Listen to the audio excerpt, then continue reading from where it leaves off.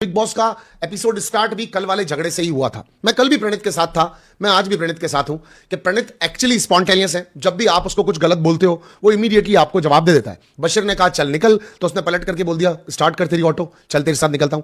बशीर ने कहा जा चल जा करके और हॉस्पिटल से जा तू तुझे डॉक्टर की जरूरत है। बशीर ने कहा जा तुझे एक डॉक्टर की जरूरत है, तो पलट करके उसने बोल दिया कि फिर तो तेरे को एडमिट होने की जरूरत है, जैसी तेरी कंडीशन है मुझे तो डॉक्टर की जरूरत है। प्रणीत ने कहा। इस पर भी बशीर चिढ़ गए कि तू मुझे क्या कहना चाह रहा है, मतलब मुझे क्या डिजीज है। भाई आप एक लाइन बोल रहे हो तो दूसरी लाइन पलट के सुनोगे।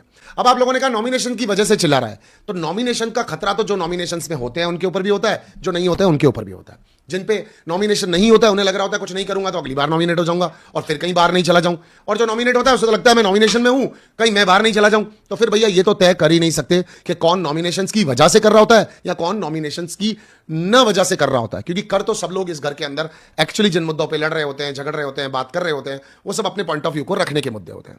अभी देखो आपको एक झगड़ा बहुत आज अजीब लगा होगा, फरहाना का कोनिका का झगड़ा चल रहा था, आवेश कुछ विस्पर करके बोला और अभिषेक को वो वाली बात समझ में नहीं आई, और सॉरी आवेश कुछ विस्पर करके बोल रहा था और बशीर को ऐसा लगा कि शायद ये बात मेरे बारे में चल रही है, और वो बीच में आकर के जोर जोर से चिल्लाने लगा और बोलने लगा जोर से बोल, धीरे क्यों बोल रहा है, इस तरह से क्यों बात कर रहा है, इस टोन के अंदर क्यों बात कर रहा है।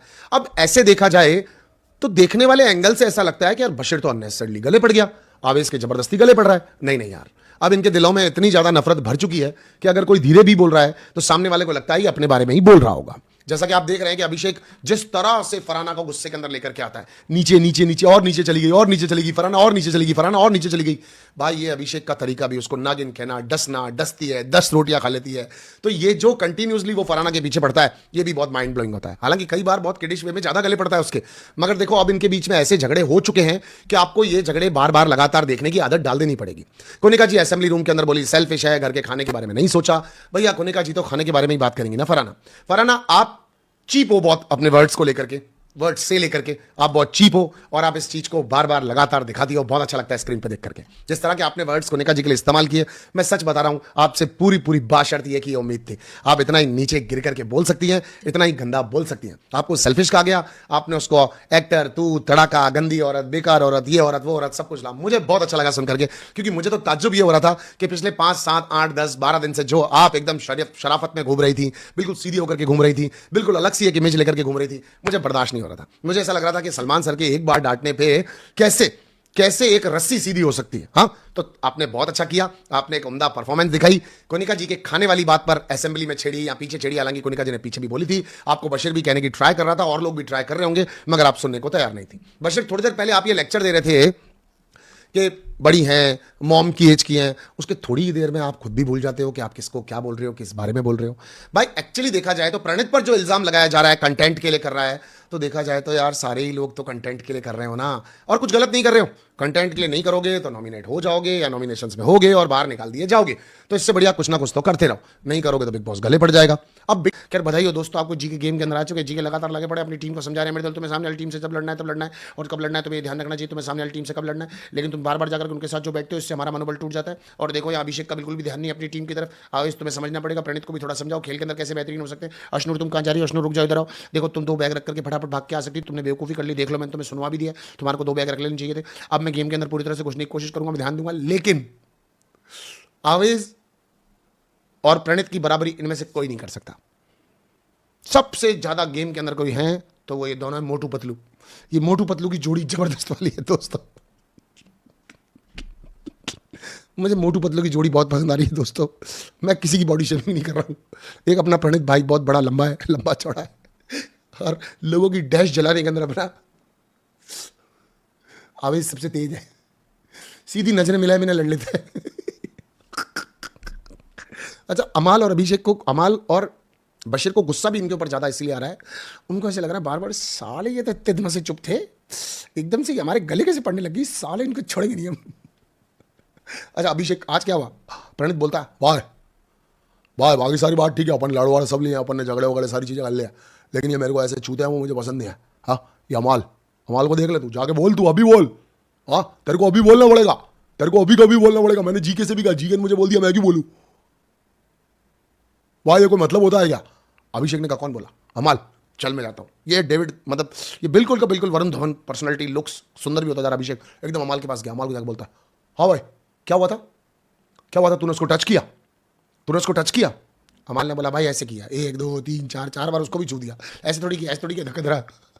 अच्छा ठीक है, इतना ही था ना बस, ठीक है। अमाल तो डर ही नहीं रहा किसी से, अमाल तो रेडी है, आ जाओ, लह लपेट जो करना है कर लो। फिर बाद में आवेश जब भी झगड़े में घुसता है ना, यार मुझे एक बात समझ में नहीं आ रही, आवेश अपनी पूरी कोशिश कर रहा है, उसके बावजूद भी तुम लोग उसको सीरियस क्यों नहीं ले रही हो? सामने वाली टीम उसको सीरियस नहीं ले रही है, तो क्या नॉन चक्कू दे बिग बॉस उसको? तुम्हारे घुटनों पर खाने तुमको नॉन चक्कू? पूरी कोशिश कर रहा है आवेश भी, आवेश हर लफड़े के अंदर बीच में घुसता है, कोई उसको सीरियस नहीं ले रहा। ये मोटू पतलू की जोड़ी मुझे बहुत पसंद आ गई। बिग बॉस इन दोनों को बाहर मत निकाला गाइस। जब भी प्रणीत और आवेश नॉमिनेशंस में आएंगे, आप लोगों को उनको बचाना है। अगर आप मेरी सच्ची वो हैं जनता, और वो वाली जनता जो मुझे फॉलो नहीं कर रही है, वो उसको भी रिक्वेस्ट कर रहा हूँ, प्लीज़ आप लोगों ने तन मन धन से मोटू पतलू को सपोर्ट करना है। और इनकी टीम के अंदर एक साबू भी है, अपना अभिषेक, इन लोगों को आपको सपोर्ट करना है, ठीक है।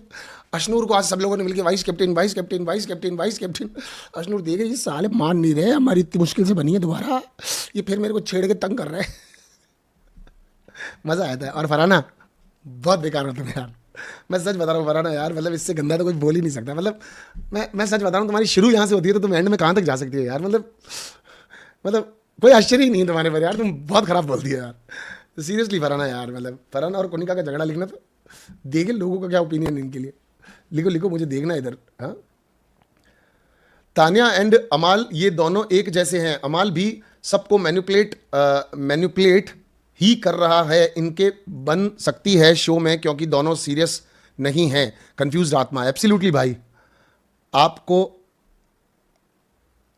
आपको अमाल छूता तो क्या होता? अरे सुनील तेरी कसम भाई, मैं तो तेरे को सच बता रहा हूं, फिर बस अमाल साहब बस ये आखिरी छूते किसी को, फिर मोहब्बत में छूने से पहले भी रोकते। और नेल को भी आप देख ही लो, नेल को तो बिग बॉस यूं भरकर तैयार कर रहा है, पीछे बैठ करके हर चीज़ में जाके फटाक से कान में कहता है, वो कुछ भी कर रही हो, वो खाना खा रही है, बीच में अपना यूं मेकअप चल रहा है, उसका प्लास्टर, बेस प्राइमर, उसका जो भी होता है वो चल रहा है, उसका बीच में अचानक से आकर कहता है, नेहल हाँ देखा, याद है घर वालों ने किस तरीके से तुम्हारे को कान वान पकड़ करके घर से निकाला था, तुम्हारे सामान तक पीछे से फेंका था, तुम्हारे 2-3 प्लेटें और बर्तन चम्मच तो अभी तक भी रिकवर नहीं हो पा रहे हैं, घर वालों ने तुम्हारे को कैसे निकाला था, याद करो।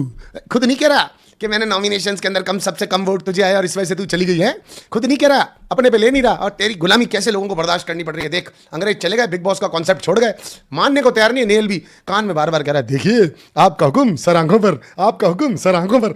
अबे उससे पूछ कह रहा है, सारी शर्तें तेरी, तू किसी के मुंह में घुस नहीं रहा, बस बाकी दिमाग के अंदर घुस के और उनसे वो बुलवाता है जो तू बुलवाना चाहता है, और हमको वही दिखाता है जिसमें वो जहरीले या फिर बहुत अच्छीले दिखते हैं। सारा का सारा खेल बिग बॉस का है, और ये खेल के अंदर फंसे हुए इन छोटे मोटे लोगों को लग रहा है कि हम कुछ कर रहे हैं, बट नेहल अंदर बैठ बैठ के ऐसे सोच रही है, जितनी इज्जत मुझे सीक्रेट रूम में मिल रही है, जितनी इज्जत मुझे सीक्रेट रूम में मिल रही है, साला इतनी इज्जत तो अपन को कभी कहीं मिली ज नहीं।